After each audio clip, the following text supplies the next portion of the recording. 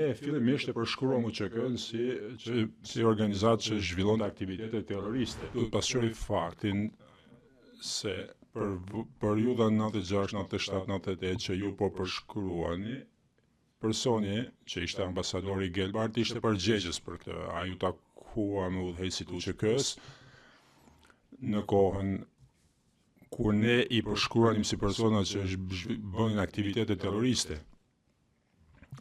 Pra, ndoshta ne shkelem dëshirën tonë që t'ishim në anën e engjëjve gjithmonë, sepse për një periudhë të caktuar kohore, derisa e kuptuam më mirë situatën, ne fillimisht e përshkruam UÇK-n si organizatë që zhvillon aktivitete terroriste dhe ne sigurisht me gjithë dëshirën që kishim të ishim në anën e engjëjve, ne nuk donim që të lidheshim apo të mbështesnim njerëz që zhvillonin apo bënin aktivitete terroriste.